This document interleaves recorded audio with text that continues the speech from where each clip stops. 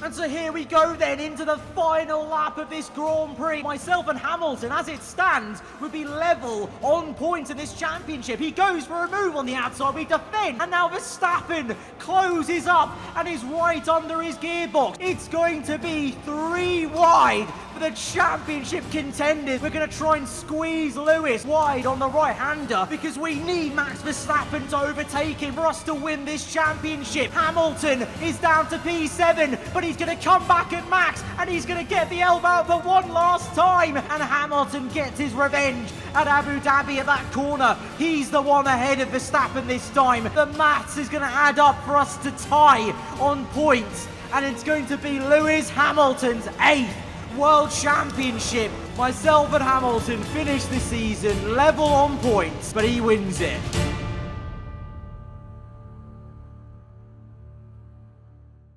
Well, it's been a few days now since that Season 2 finale, and the dust has settled, but we're still coming to terms with what we witnessed there in Abu Dhabi at Yas Marina circuit.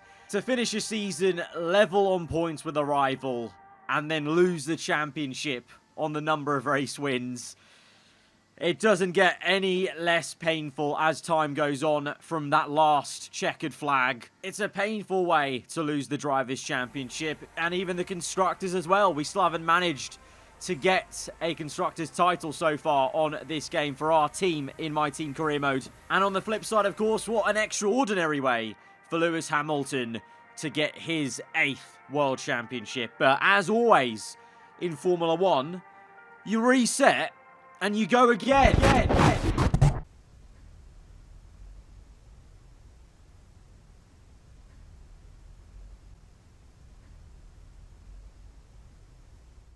It's the 1st of March in the next season year. And as you can see, things have changed quite dramatically since the 21st of November following the Abu Dhabi Grand Prix in Season 2. Because here into Season 3, our team is bankrupt. We've had to shut down our aerodynamics, chassis, powertrain, and durability facilities. We have no ability to upgrade our car, and with $15 million of debt, we have no ability to restart these facilities anytime soon. But I guess at this point you're wondering, how did this even happen? Well, let's cast your minds back to the end of the Abu Dhabi Grand Prix. We had just lost the Drivers' and Constructors' World Championships, but away from the main title focus and the main storyline of Hamilton versus Verstappen 2.0 versus myself for our first ever title chance, both in the driver's sense and then also as a team as Aarava Archer Racing with Alexander Albon. There was also some subplots going on, some things ticking on in the background that would set the wheels in motion for us to get to this point on the 1st of March. We may not have won the Constructors' title, but we took a lot of points away from Red Bull Racing. And as a result of that, coupled with their struggles in the second half of the season, it meant that a team that had a driver fighting for a world championship was floundering and losing their even 3rd place in the Constructors as they slipped behind a very consistent McLaren. And Red Bull blamed us. Red Bull were annoyed that a team that they were partnering with, that they were powering, a team that they even loaned one of their contracted drivers to in the form of Alexander Albon, that team finished ahead of them in the Constructors' title. And so they pulled the plug. They pulled their partnership with us, which means they will no longer supply Red Bull powertrains to our team. And with that, they also took back Alexander Albon and would not allow him to be loaned out for another season to our team. And that left us with no teammate, no power unit, and soon come, no sponsorship in from Red Bull. We had to go around to every other remaining power unit supplier and beg them to give us an emergency contract for 1 season for Season 3, and the only team that was open to negotiations was Renault. So we had our power unit sorted for next season. We even already had the ball rolling on our brand new car with an all-new chassis that would be a very ambitious jump and leap up from where we were in Season 2.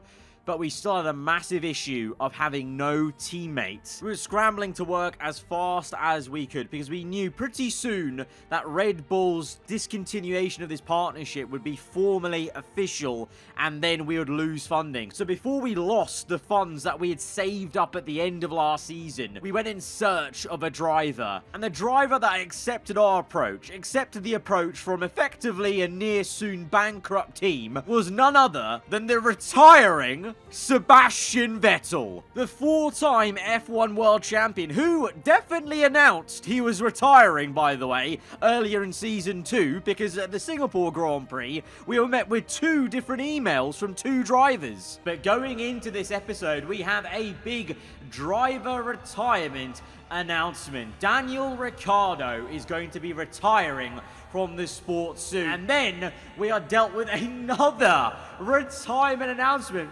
2 big names retiring out of Formula 1 in one episode, it is announced, because this one a little bit less surprising, and Sebastian Vettel retiring from Formula 1. But Sebastian Vettel looked at our approach, looked at the approach of a soon-to-become bankrupt F1 team, saw how we operated last season, knows what we're capable of, believes in this project, and he is signed on to our team. After failing to sign him over 3 different games in my team career mode, I thought we lost our chance when he announced his retirement last season, but we finally done it. We've actually signed the 4-time world champion, and we can look to try and reignite that spark within him and try and get him back to his very best. So that's how we got here then, at the 1st of March, with a bankrupt team, $15 million in debt, 0 R&D points to our name,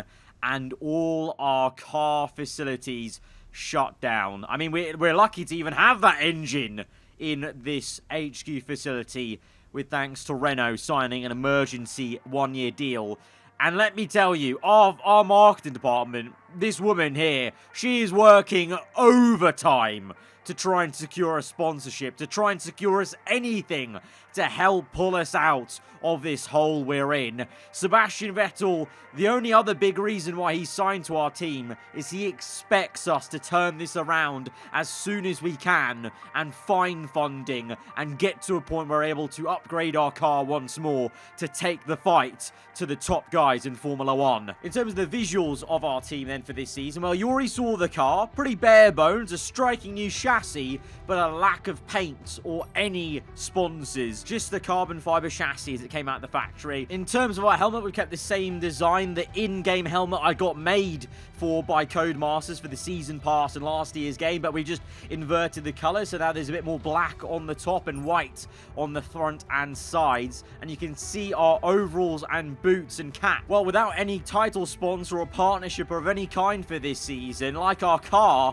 we've gone back to bare bones. We've gone back to the default DNA of the team and the spare blanks that we had back in the factory. So that's really the makeup of our whole team. There's no R&D upgrades to look at or anything like that. So looking ahead to the Season 3 calendar, this is what it's shaping up to be. Another 16 race calendar. This time Miami drops off and in comes Zandvoort, the home of Max Verstappen, the Dutch Grand Prix, round 11 now. But we still kick things off at Bahrain, head to Saudi Arabia, Australia, and then have the European portion of the season. Imola to Monaco, Azerbaijan, Canada, Great Britain to be the halfway point. Then Austria, Belgium, Zandvoort, Monza for the Italian Grand Prix. And then we have the 4 stint to end off the season of Singapore, Mexico, Brazil. And we return to Yas Marina at the end of Season 3. And hopefully we won't get any PTSD. But we mentioned R&D there. Well, our team may not be upgrading, but other teams have upgraded. So over the winter break,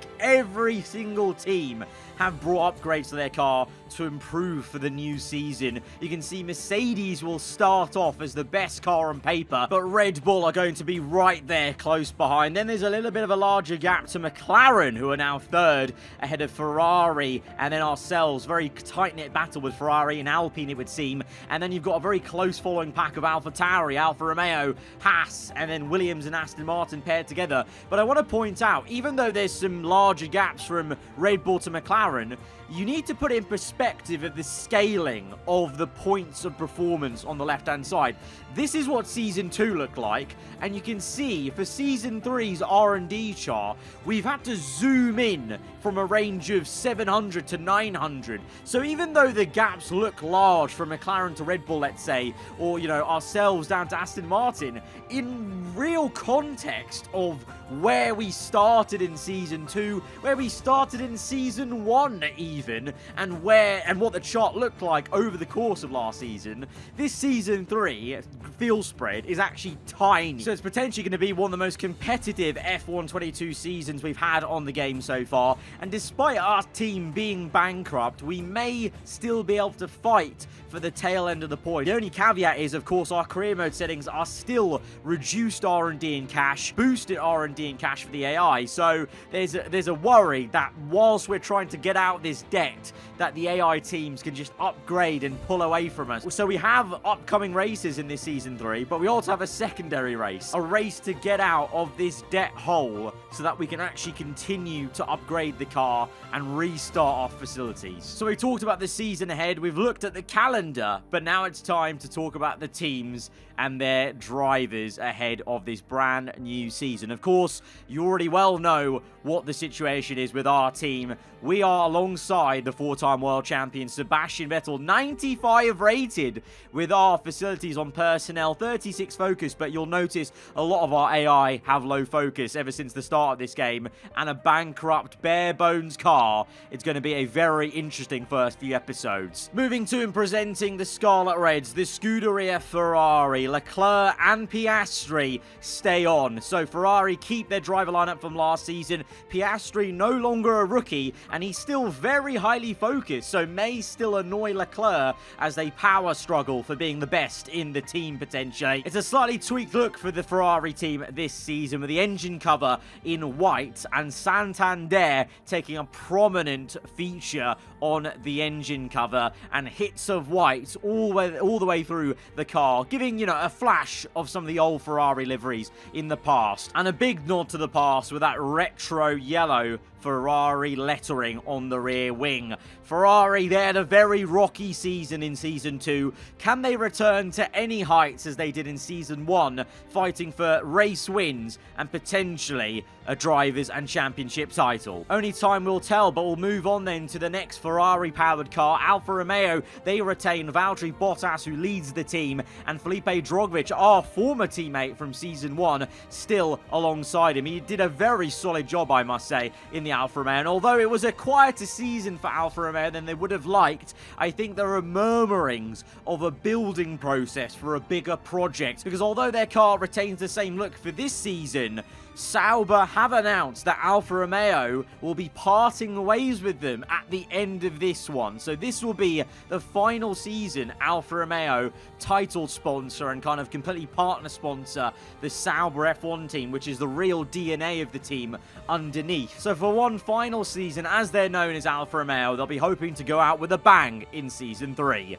McLaren. Well, this was always going to be quite an interesting one, because Daniel Ricciardo announced his retirement from Formula 1 and actually retired, unlike Sebastian Vettel. And McLaren have taken that opportunity to steal away Pierre Gasly and break him away from the shackles of the Red Bull family. He has left AlphaTauri and has joined McLaren now as his own driver, away from the management of Helmut Marko. He's going to be a very interesting watch. 85 rated, maybe got room to grow. 93 rated Lando Norris. And remember how good McLaren were at the end of last season. They were so good consistently that they caught and overtook Red Bull in the Constructors' Championship, a team that was, you know, in the title fight all season long. So I said it a few times in commentary in races, but I'm putting my money on McLaren being a dark horse for battling for the championship this season. And if that means Norris and Gasly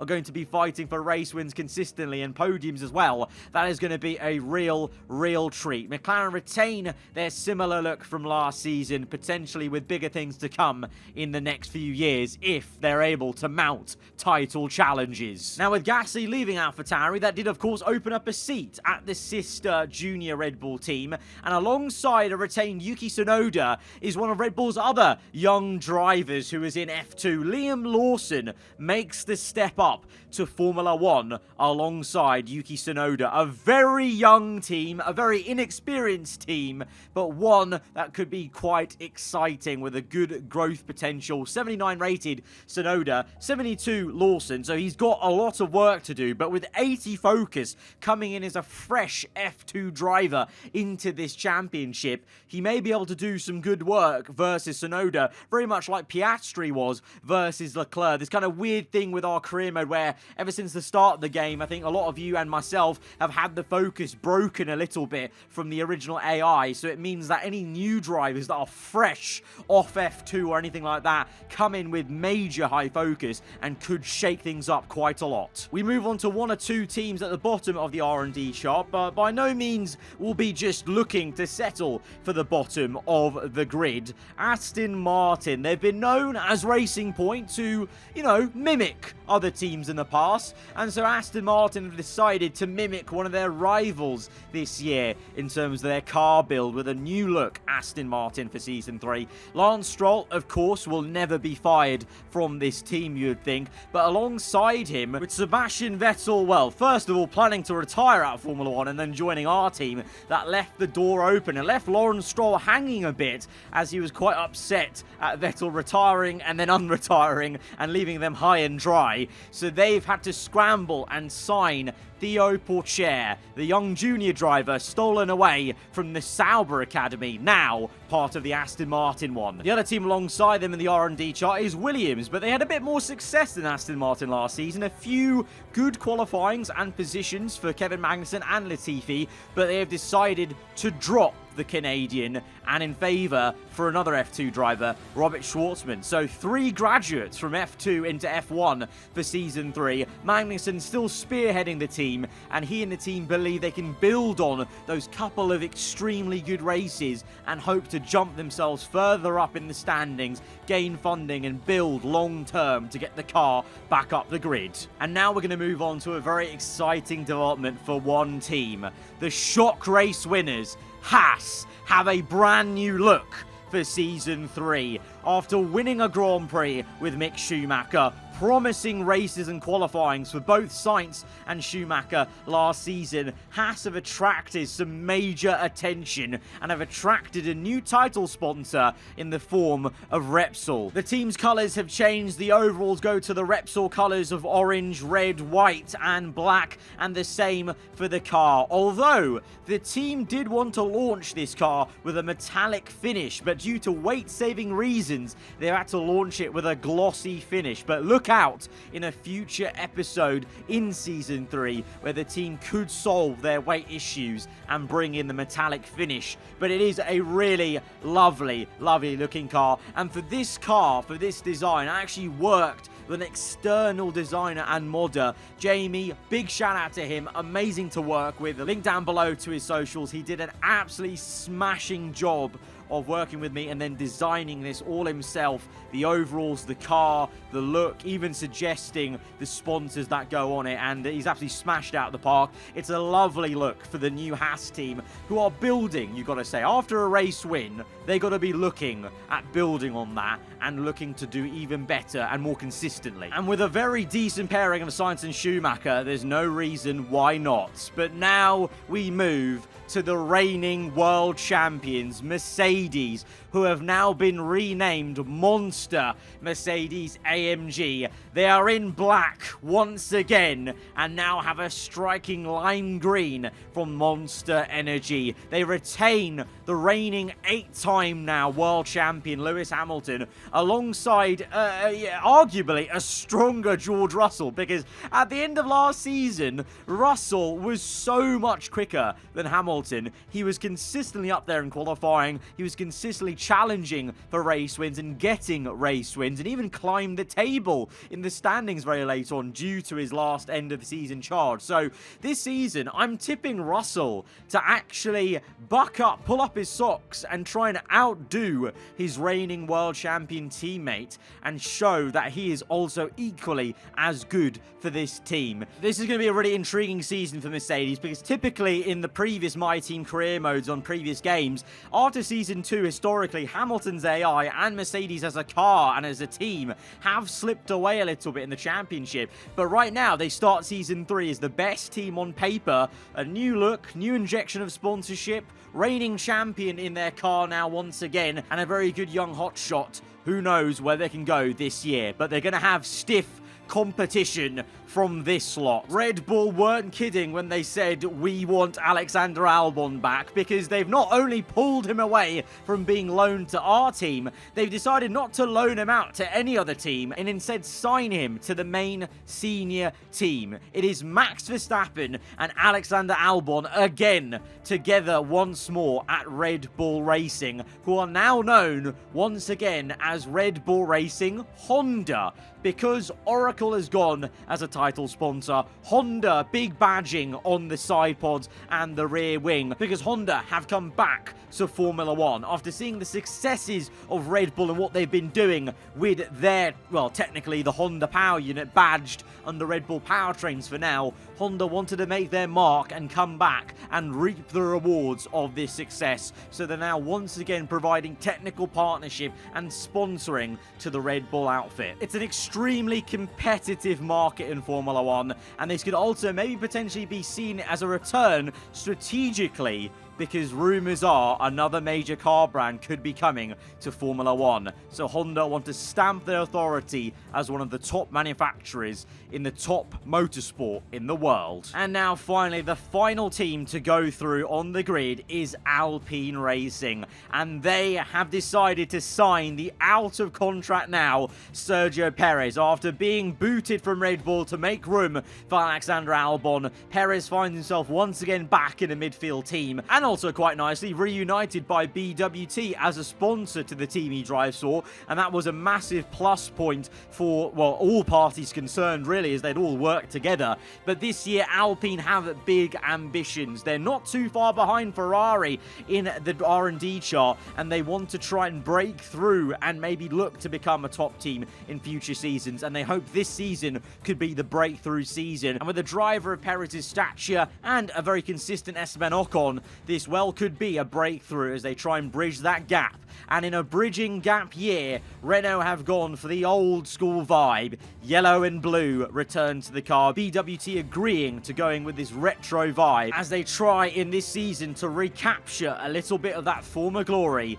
from those years ago. But that is going to be it then. That is the full grid lineup for Season 3. And all the makeup and story you need ahead of this brand new season of F1 22 My Team Career Mode. Guys, if you have enjoyed this one and are really liking the sound and look of this brand new season, then hit that like button. Let me know what you think in the comments below. And who are you fancying this season in Season 3? And do you reckon we can actually pull ourselves out of bankruptcy in time to actually still be competitive in the championship this season? I think it's certainly going to be a big challenge, but we'll be trying our hardest. But hope you guys have enjoyed that pre-season video and it gets you hyped as ever for that episode number 1 of Season 3 at the Bahrain GP, which will be uploaded tomorrow evening. So look out for that on the channel. Till then, guys, hope you enjoy the rest of your day. Goodbye.